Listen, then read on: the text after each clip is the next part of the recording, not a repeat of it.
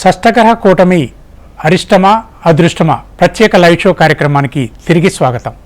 రమాదేవి గారు, ఈ షష్టగ్రహ కూటమి అంటే అంతా భయపడుతూ ఉన్నారు. మార్చి 29 తారీఖు అంటే అంతా భయపడుతున్నారు. ఆ రోజుల్లో ఒకవేళ ఎవరైనా పిల్లలు పుట్టాల్సి వస్తే ఆ రోజుని వాయిదా వేసుకుంటే మంచిదా? ఒకవేళ పిల్లల్ని కనాల్సి వస్తే ఆ రోజుని ఏం చేయాలి?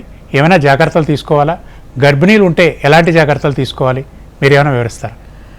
ఇప్పుడు చాలా వరకు మనకి ప్రసవం అనేది మంచి రోజును చూసుకొని వాయిదా వేసుకొని మరీ సిజరీన్ చేయించుకుంటున్నారు. అది జాతకానికి పనికి రాదండి, నిజం చెప్తున్నాను. సాధారణ జననమే జాతకానికి ఆధారం. జాతకం చెప్పాలి అంటే సాధారణ జననమే ఖచ్చితంగా చెప్పగలరు. మీరు ముందే సమయాన్ని నిర్ణయించుకొని వెళ్ళి నేను సిజరీన్ చేయించుకొని తీయించుకుంటా, అది మంచి సమయము అంటే అది ముందే రాసి ఉంటుంది కదా మన తలరాత అనేది. కాబట్టి ఎవరూ కూడా 29వ తారీఖు డెలివరీ టైము అవ్వచ్చు, నొప్పులు రావచ్చు, ప్రసవానికి హాస్పిటల్కి వెళ్ళొచ్చు, ఎవ్వరూ కూడా వాయిదా వేసుకోవద్దు. సాధారణ జననమే బిడ్డకి తల్లికి ఇద్దరికీ మంచిది. అలాగే జన్మించారు భయపడిపోకండి, అయ్యో ఈరోజు జన్మించారే అమావాస్యే, ఎక్కడో విదేశాల్లో అయితే గ్రహణం ముందే ఆ సమయాల్లో అన్నప్పుడు ఓ మంచి జ్యోతిష్ శాస్త్ర పండితుడిని సంప్రదిస్తే ఆయన ఎటువంటి పరిహారాలు చేసుకోవాలి, ఎటువంటి శాంతి చేసుకోవాలని తప్పకుండా ఖచ్చితంగా చెప్తారు వాళ్ళు.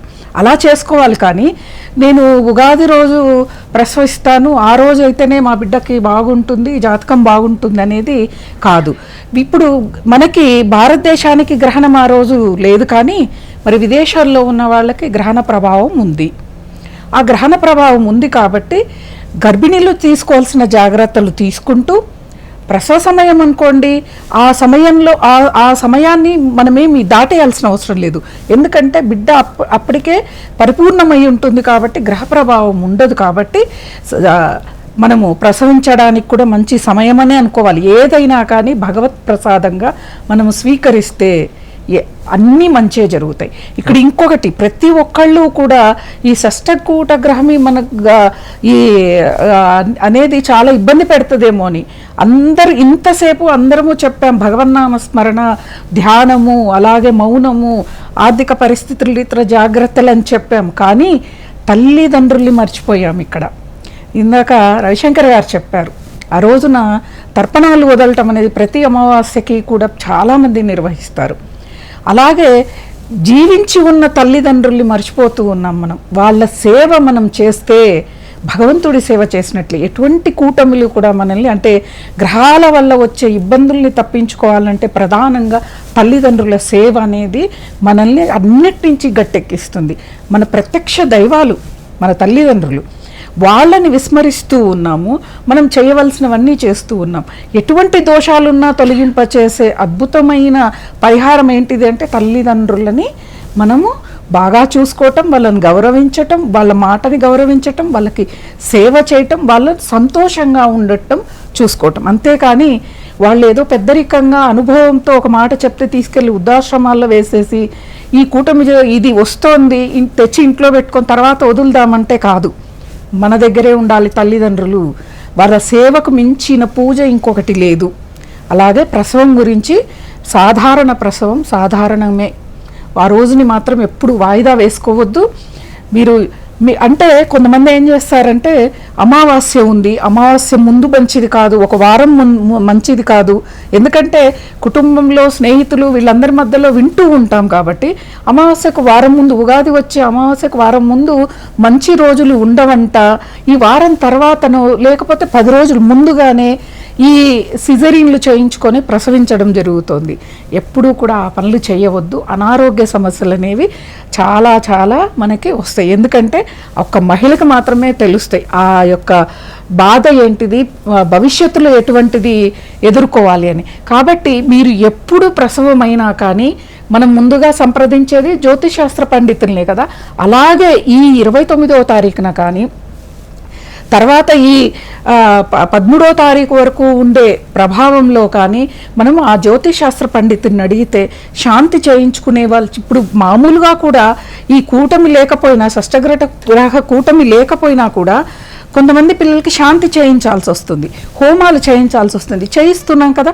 అలాగే ఇది కూడా అన్నమాట. కాబట్టి ఎవరూ కూడా ఇటువంటి అన్నీ కూడా వదిలేసి మేము ఇలానే వెళ్తాము, ఇది ఇప్పుడు ట్రెండ్ అనో లేకపోతే ఇంకేదనో వెళ్ళి అనారోగ్య సమస్యలు తెచ్చుకుంటే ఖచ్చితంగా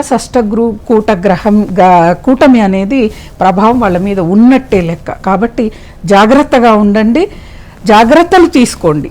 మానవ ప్రయత్నం అనేది మనకు ప్రధానం. మానవ ప్రయత్నం చేస్తూ భగవంతుడి పాదాలు పట్టుకోమనే ప్రతి శాస్త్రంలో మనకి స్పష్టంగా ఉంది. కాబట్టి ఎందుకు జ్ఞానం ఉండేది మనిషికే కదా, కాబట్టి ప్రభావం కూడా మనిషికే ఉంటుంది ఏది జరిగినా కూడా. ఇవన్నీ చేస్తూ వెళితే ఏమీ కూడా ఇందాక శ్రీకాంత్ శర్మ గారు చెప్పారు, భగవన్నామ స్మరణం, భగవంతుడి పాదాలు పట్టుకుంటే ఎటువంటి దోషము మన దరి చేరదు అంటే ఉంటుంది. 100% ఉండేది 10%తో మనం బయటపడగలం అన్నమాట. కాబట్టి ఎవరూ కూడా మానసిక ధైర్యం, మానసికంగా దృఢంగా ఉండటం మనిషికి నిజంగా ఒక వరం అనే చెప్పాలి. అలా దృఢంగా ఉండటానికి ఉపయోగపడేవే ఈ భగవన్నామస్మరణ, తల్లిదండ్రుల యొక్క సేవనం, ఇవన్నీ కూడా మనకి ఉపయోగపడతాయి. ధన్యవాదాలు రమ్మ గారు. ఈ విషయంలో యాక్చువల్గా ఏంటంటే చాలామంది మమ్మల్ని సంప్రదించేటప్పుడు పుట్టడానికి సరైనటువంటి సమయం మరియు అదేవిధంగా లగ్న ముహూర్తాన్ని అడుగుతూ ఉంటారన్నమాట. ముహూర్త బలంలో పుట్టేటువంటి బిడ్డకి జన్మ ఇస్తే వాళ్ళకి మంచిదని చెప్పి, వారి యొక్క భవిష్యత్తు బాగుంటుందని చెప్పి తల్లిదండ్రుల యొక్క ఆశ. అది దానిలో ఏమీ తప్పేం కాదు. ఎందుకంటే ప్రతి ఒక్కరూ వచ్చేటప్పటికి కష్టపడి వాళ్ళ పిల్లల్ని కన్న తర్వాత వాళ్ళ మంచి భవిష్యత్తు ఉంటుందా లేదా అని ఆలోచన కరెక్టే. కాకపోతే ఇప్పుడు ఒకటేంటంటే పూర్వజన్మ సుకృతం అనేది ఒకటి ఉంటూ ఉంటుంది. ఎప్పుడైనా సరే మనం ఎంత నిష్టగా కరెక్ట్గా గ్రహస్థితి కరెక్ట్గా ఉంది, ఏ యొక్క లగ్నంలో జన్మిస్తే ఈ అబ్బాయి కానీ అమ్మాయి కానీ వారి యొక్క జన్మ అంటే నెక్స్ట్ రాబోతున్నటువంటి వారి యొక్క రోజులు బాగుంటాయని చెప్పి మనం భావించి పెట్టినా సరే పూర్వజన్మ సుకృతం రీత్యానే వారి యొక్క సమయంలో జన్మించడం జరుగుతుంటుంది. ఆ సమయానికి ఏదో విధంగా అవరోధం రావడం, వారి యొక్క జీవితంలో వారు పుట్టినటువంటి సమయానికి ఎలాగ పుట్టాలనుకుంటున్నారో బ్రహ్మ ఎలాగైతే తరుస్తాడో అదే విధంగా జన్మ జరుగుతుంది. అంతేగాని మనం ఏదో జ్యోతిష్యంలో మనం అక్కడ ఏది ఉందో అది చెప్పగలిగేటువంటి శక్తే మనకు ఉంటుంది. అంతేగాని ఎవరు బ్రహ్మలు గారు ఇక్కడ ఉన్నటువంటి వారు అంటే చదవగలిగే శక్తి ఉంటుంది, కానీ తిరిగి రాసేటువంటి శక్తి, తలరాత మార్చేటువంటి శక్తి ఏ మనిషికి లేదు. ఉన్నటువంటి ఏవైతే పరిణామాలు ఉన్నాయో ఆ యొక్క పరిణామాలు తెలుసుకొని రాబోతున్నటువంటి స్థితినిలో జరగబోయేటువంటి కొన్ని అనర్థాలను ముందుగానే చెప్పి మనం ఒక దారిలో వెళ్తున్నామంటే ముందుగా ఏదైనా ఒక దారిలో ఒక స్పీడ్ బ్రేకర్ ఉందనో లేకుండా అక్కడ ఏదైనా ఒక పెద్ద గొంతు ఉందనో ముందు అక్కడ బోర్డు పెడతారు, ఒక స్టేషనరీ బోర్డు అనేది పెడతారు.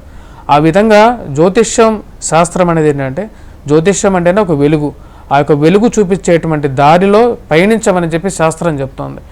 అది తీసుకొని మనం ముందుకు వెళ్ళినప్పుడు అది వేద జ్యోతిష్యం కానీ వేదగణితం కానీ ఏవైతేమి అవి మనకు ఒక మంచి దారిని చూపిస్తుంది. అంతేగాని వీటిని ఎంతవరకు మనం ఎంత జాగ్రత్తగా తీసుకున్నా సరే పుట్టవలసినటువంటి సమయానికి పుడతారు. వారి యొక్క పూర్వజన్మ సుకృతానికి ఇది కరెక్ట్గా యాప్ట్ అవుతుంది. కానీ ఈ యొక్క పిచ్చి ఆలోచనలు పెట్టుకొని ముహూర్త నిర్ణయాలు తీసుకొని ముందుకు వెళ్ళినట్లయితే అది అంత కరెక్ట్గా కూడా సెట్ అవుతుంది వారికి.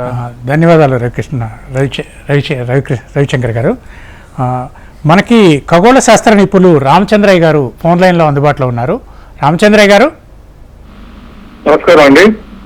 నమస్కారం రామచంద్రయ్య గారు. రామచంద్రయ్య గారు, మనకి షష్టగ్రహ కూటమి మార్చి 29న సంభవిస్తుంది కదా, ఇది ఆకాశంలో కనిపిస్తుందా సార్ ఈ అద్భుతం? అంటే పూర్తిగా అన్ని గ్రహాలు కనిపించవండి. మీరు సాధారణ టెలిస్కోప్ వాడి చూసినట్లయితే అన్ని కనిపిస్తాయి. కాకపోతే ఇక్కడ ఈ షష్టగ్రహ కూటమి వల్ల ప్రత్యేకమైనటువంటి సమస్య, ప్రత్యేకమైనటువంటి ఒక రకమైనటువంటి ఏదైనా పరిణామము, దుష్పరిణామము జరుగుతుందా అనేటువంటిది చాలా మంది మాట్లాడుతున్నారు. అటువంటి దుష్పరిణామము ప్రత్యేకంగా ఈ గ్రహాల కూటమి వల్ల ఏర్పడే అవకాశం లేదండి.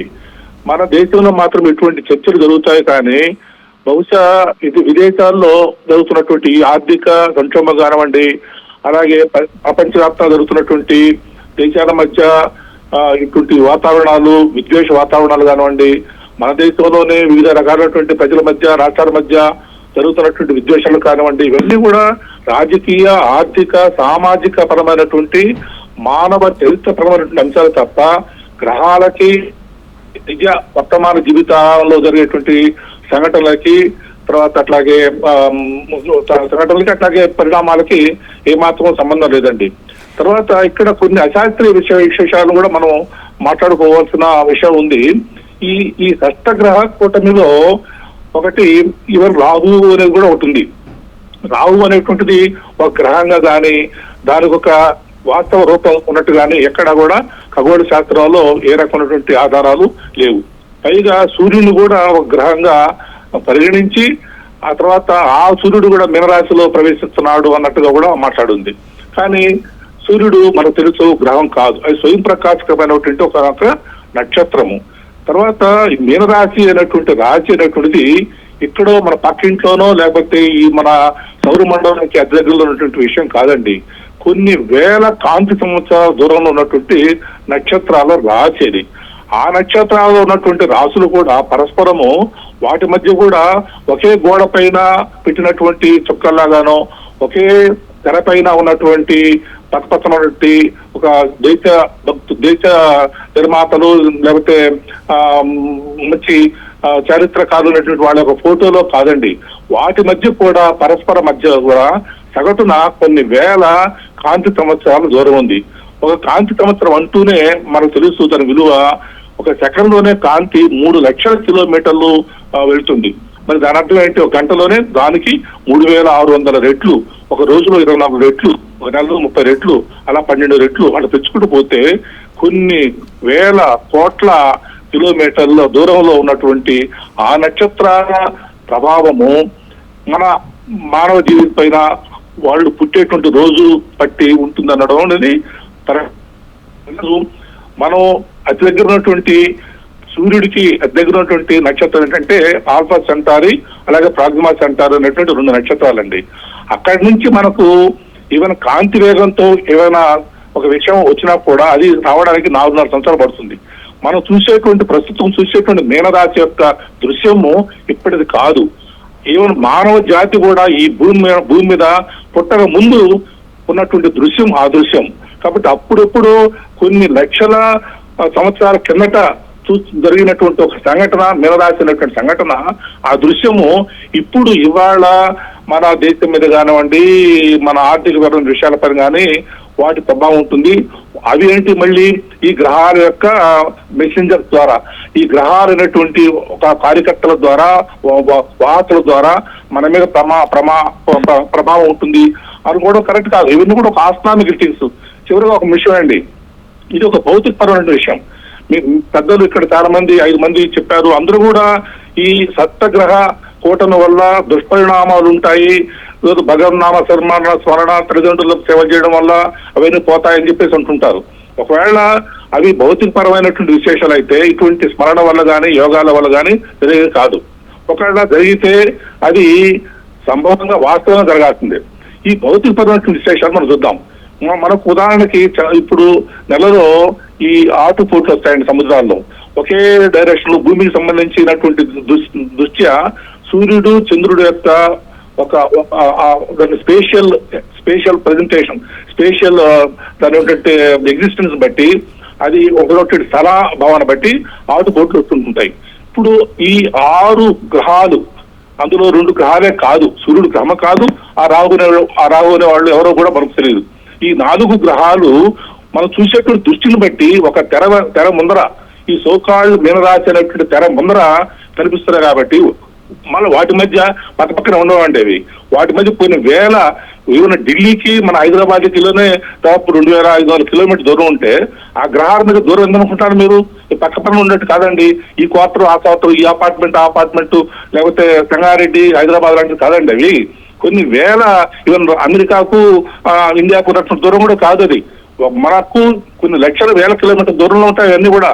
కాబట్టి వాటి వల్ల ప్రభావం ఉంటే భౌతిక పరంగా ఏమైనా ప్రభావం ఉండాలి. టెంపరేచర్స్ పెరగాలి, సముద్రాల్లో బ్రహ్మాండటువంటి తుఫానులు రావాలి. అవి జరగట్లేదు కదా. ఈ అక్టోబర్ నుంచి గత అక్టోబర్ 28 నుంచి ఇవాళ వరకు, అలాగే రాబోయేటువంటి మార్చి 29 వరకు కూడా ఏమైనా టెంపరేచర్ మారిందా? గడియారాలు తొందరగా తిరుగుతున్నాయా? గడియారాలు మెల్లగా తిరుగుతున్నాయా? ఉన్నటువంటి టెంపరేచర్ వేసవికాలం పోయి చలికాలం వచ్చిందా? చలికాలం పోయి వేసవికాలం వచ్చిందా? ఏమి దుష్పరిణామాలు జరగదండి. కాబట్టి భౌతికపరమైనటువంటి దృశ్యాల్లో మార్పులు రాకుండా సామాజిక పరమైనటువంటి దృశ్యాల్లో మార్పులు వస్తాయి అనడం అనేటిది పూర్తిగా అసంభవము, అశాస్త్రీయము. ఒక రకంగా చెప్పాలంటే మీరు వార్త ఆగదు, నిజం దాగదని చెప్పారు. కాబట్టి నిజం చెప్పాలంటే మిత్రులారా, హెచ్ఎంటీకి ధన్యవాదాలు. హెచ్ఎంటీ తప్పకుండా నిజం దాగకుండా చెప్పాలంటే ఈ యొక్క వాదన, ఈ సప్తగ్రహాల వల్ల సామాజిక పరిణామాలు, దుష్పరిణామాలు జరుగుతాయి అనుకోవడం అనేది పూర్తిగా ఛాందక భావాలకు సంబంధించిన విషయంగా మేము పరిగణిస్తున్నాం. రామచంద్రయ్య గారు ఒక్కసారి లైన్ లో ఉండండి. రవికృష్ణ శర్మ గారు మాట్లాడతాం. రామచంద్రయ్య గారు ఒక్క అవకాశం అండి. హలో అయ్యా, నా పేరు బమిడిపాటి రవికృష్ణ శర్మ అండి.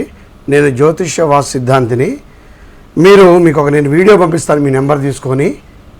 25 డిసెంబర్ 2019 నాడు నేను రిలీజ్ చేశాను ఆ వీడియో. కరోనాకు ముందు నేను రిలీజ్ చేసిన వీడియో మహర్షి ఛానల్ అనే చిన్న యూట్యూబ్ ఛానల్లో నేను రిలీజ్ చేశాను. నాకు పెద్ద ఛానల్లో అవకాశం దొరకలేదు, అప్పుడు సమయం కూడా లేదు. నేనేం చెప్పానంటే, రాబోయే 3 నెలల కాలంలో ప్రపంచవ్యాప్తంగా అష్టదిగ్బంధనం జరుగుతుంది, ఖచ్చితంగా ఇబ్బందులు పడతారు. షష్టగ్రహ కూటమి వల్ల ఇంట్లో నుంచి బయటికి కూడా రాలేరు. ప్రపంచ దేశాల్లో భారతదేశానికి ఉత్తర భాగంలో ఉన్నటువంటి దేశాల్లో ఇబ్బందులు కలుగుతాయి. పలానా చోట అగ్ని ప్రమాదాలు జరుగుతాయి, పలానా చోట ఉత్పాతాలు జరుగుతాయి. నేనేదో ఒక పేపర్ మీద రాసిన మా ఇంట్లో బీరోలో పెట్టుకుంది కాదండి. ఖచ్చితంగా జ్యోతిష్ శాస్త్రం ఆధారంగా మాత్రమే నేను రిలీజ్ చేసిన వీడియో. ఇవాళ నేను రిలీజ్ చేస్తే మీరు అనొచ్చు జరిగిన తర్వాత చేశాను. కాదే, కరోనా అని మాత్రం నేను పేరు పెట్టలేదు, ఎందుకంటే కరోనా నామకరణం దేశాలు చేసినాయి. నేను ఏం జరుగుతుందో 2019 డిసెంబర్ 25న చెప్పాను. మరి నేను సాధారణ మానవుడిని మీలాగనే. మీరు ఒక రకమైన సబ్జెక్ట్ చదువుకున్నారు, నేను ఒక రకమైన సబ్జెక్ట్ చదువుకున్నాను. కానీ లేదు అనడానికి ఆధారం లేదు. ఎందుకంటే అంతరిక్షం మొత్తం కూడా మీరు చదవలేదు. మీరు చదువుకునే శాస్త్రంలో ఆ 100 పేజీల్లో చదువుకున్నదే మీరు చదువుకున్నారు. ఆ 100 కాక కొన్ని లక్షల పేజీలు ఉండొచ్చు, అది ఎవరు బయట పెట్టి ఉండకపోవచ్చు. ఇప్పుడు సూర్యుడి మీదకి మీరు వెళ్ళగలుగుతారా? మీరు శాస్త్రం చదువుకున్నా మీరు వెళ్ళలేరు. ఎందుకంటే అత్యంత కాంతివంతమైనటువంటి ఒక పదార్థం అంతరిక్షంలో ఉంది. అలాగే భూమి కూడా వేడిగా ఉంది. ఇప్పుడు సూర్యుడే వేడి అంటే సూర్యకాంతి తగిలిన భూమి కూడా వేడెక్కుతోంది కదా. చలికాలం మనకు చల్లగా ఉంటుంది కదా రోడ్డు. అంటే పైన అంతరిక్షంలో ఉన్నటువంటి గ్రహాలు కానీ నక్షత్రాల ప్రభావం భూమి మీద కూడా పడుతోంది. 47 డిగ్రీల ఎండ ఎందుకు వస్తుంది సమ్మర్లో? ప్రభావం ఉండబట్టే కదా. మరి సూర్యుడు వేడిగా ఉంటే ఆయన వేడి ఆయనకే తగలాలి కదా. భూమికి ఎందుకు తగులుతోంది? భూమి మీద నివసించే మనకెందుకు తగులుతోంది? పక్షులకు ఎందుకు తగులుతోంది? వృక్షాలకు ఎందుకు తగులుతోంది? ఇది తగలదు, ఇది వర్తించదు, ఇది ఛాందసము అంటే మాత్రం ఖచ్చితంగా ఒప్పుకోండి. ఎందుకంటే మీకు ఆ వీడియో నేను పంపిస్తాను, మీరు వినండి. నేను ఏం జరుగుతుందో, కరోనా వచ్చినప్పుడు ఏం జరుగుతుందో 3 నెలల ముందు చెప్పా. భారతదేశంలో ఏం జరగబోతుందో నేను చెప్పా. మరి ఎక్కడి నుంచి చెప్పగలిగాను? మా తాతగారు అందించలేదు, మా నాన్నగారు అందించలేదు, మీలాంటి అంతరిక్ష శాస్త్రవేత్తలు ఎవరు నాకు పరిచయం కూడా లేదు. ప్రధానంగా మేము తీసుకునేది ఏంటంటే, ఇక్కడ ఎవరిని మానవాళిని ఇబ్బంది పెట్టడానికో ప్రజలను మోసం చేయడానికో కనిపెట్టిన శాస్త్రం కాదండి. A+B² A+A² B² 2AB అని కనిపెట్టారు కదా మీరు. దాన్ని ఎందుకు ఫాలో అవుతున్నాం? ఆ ఫార్ములా బదులు నేను P+Q² అని చెప్తాను. ఫాలో అవ్వచ్చు కదా. ఒక వ్యక్తి సిద్ధాంత రీత్యా ఒక ఫార్ములా కనిపెట్టినప్పుడు దాని ద్వారా వచ్చే పరిణామాలని మానవాళి మనుగడకి కావాల్సినటువంటి సుఖాన్ని ఇవ్వడం కొరకు మాత్రమే తెలియజేయండి. మాస్టారు, ఇప్పుడు మీ అంత పరిజ్ఞానం నాకు లేకపోవచ్చు. తర్వాత కూడా స్కూల్లో కూడా రామచంద్ర ఖగోళ శాస్త్ర నిపుణులని ఉంది. నేను ఖగోళ శాస్త్ర నిపుణులు కాదు. ఖగోళ శాస్త్రాన్ని పూర్తిగా సంపూర్ణంగా కూడా అవగాహన చేసుకోలేదు. కేవలం ఒక సైన్స్ విద్యార్థిగా మాత్రమే నేను చెప్తున్నాను. కేవలం ఏదేంటంటే గ్రహాలు అనేటువంటివి ఏమిటి, నక్షత్రాలు అంటే ఏమిటి, గ్రహాలకు నక్షత్రాలకు మధ్య ఉన్నటువంటి గురుత్వాకర్షణ బలాలు ఎలా ఉంటాయి, విద్యుదయస్కాంత బలాలు ఎలా ఉంటాయి అనేది మాకు పాఠంలో నేర్చుకున్నాం, భౌతిక శాస్త్రంలో నేర్చుకున్నాం. ఆ భౌతిక శాస్త్రాల సూత్రాల ప్రకారం మాట్లాడితే మనుషుల మీద అటువంటి ప్రభావం ఉండదు. ఆ రకమైనటువంటి కార్యకారణ సంబంధానికి ఏ రకమైనటువంటి ఆధారాలు లేవు. మీరు కరోనా గురించి చెప్పారు. కరోనా కూడా పూర్తయిపోయింది. ఆ తర్వాత ఇప్పుడు కరోనా లేదు, తర్వాత భయమైనట్టు మీరు 47°C అన్నారండి. ఈ ఋతువులు వచ్చేది గ్రహాల వల్ల కాదండి, మన భూమికి ఉన్నటువంటి ఏటవాళ్ళ లక్ష్యం. మన భూమి సూర్యుడి చుట్టూ తిరిగేటువంటి బొమ్మలు చూస్తున్నారు. ఆ సూర్యుడి చుట్టూ తిరిగేటువంటి దాని ఎక్లిప్టిక్ అంటారు. ఆ ఎక్లిప్టిక్ కి తాను తిరిగేటువంటి అక్షం, తన చుట్టూ తాను తిరిగేటువంటి అక్షము లంబ కోణంలో కాకుండా 23 డిగ్రీల కోణంలో వంగి ఉండడం వల్ల ఒకనొక కాలంలో మనకు వేసవికాలం వస్తుంది, ఇంకో కాలంలో చలికాలం వస్తుంది. మీరు ఒక విషయం గుర్తించాలి మిత్రులారా, ఇక్కడ మనకు ఎండాకాలం, ఇదే సమయంలో ఆస్ట్రేలియాలో ఎండాకాలం కాదండి, అక్కడ చలికాలం. ఇదే సమయంలో ధ్రువాల దగ్గర చలికాలం, దక్షిణ ధ్రువం దగ్గర పూర్తిగా చలికాలం. మరి దానికి ఏం చెప్తారు? గ్రహాల ప్రభావం అయితే మొత్తం అంతా భూమి మీద కూడా ఒకే రకమైన టెంపరేచర్ ఎఫెక్ట్ ఉండాలి కదా, ఎందుకని లేదు అది.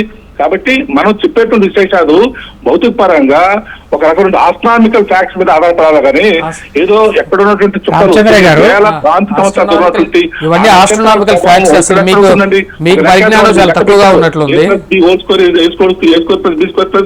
అన్నారు కదండి. ఒక గ్రహాల ప్రభావము, నక్షత్రాల ప్రభావం భూమి మీద ఎలా ఉంటుందని చెప్పడానికి ఒక సూత్రం లేదా? రామచంద్ర గారు ధన్యవాదాలు సార్, ధన్యవాదాలు. ముగిద్దాము కార్యక్రమం, చివరగా ముగిద్దాము, సమయం కొద్దిగానే ఉంది.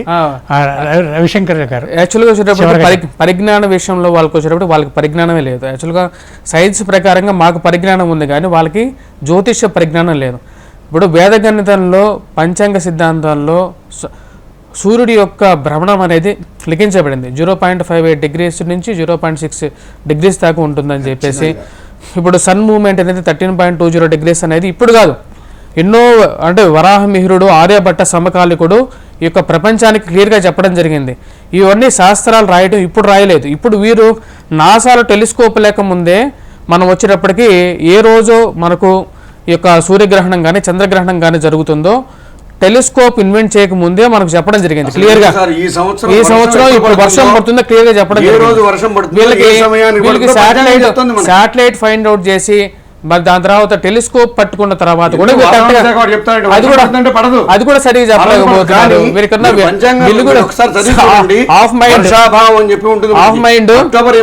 ఈ రోజు కూడా ఇప్పుడు ఉండేటువంటి ఒక నిమిషం చెప్తాను. ఇప్పుడు ఉండేటువంటి రాసుల స్థితి ఏదైతే ఉందో అది కక్షల గురించి రాయడం జరిగింది అన్నమాట. అంటే మనిషికి ఇప్పుడు ఆయన చెప్పారు ఢిల్లీ నుంచి హైదరాబాద్ ఎంత దూరం చెప్పాలి అంటే ఎలా చెప్తారు, చాట్ లో చూపిస్తారు. ఢిల్లీ నుంచి చిలకమర్తి ప్రభాకర్ చక్రవర్తి శర్మ గారు లైవ్ లో ఉన్నారు.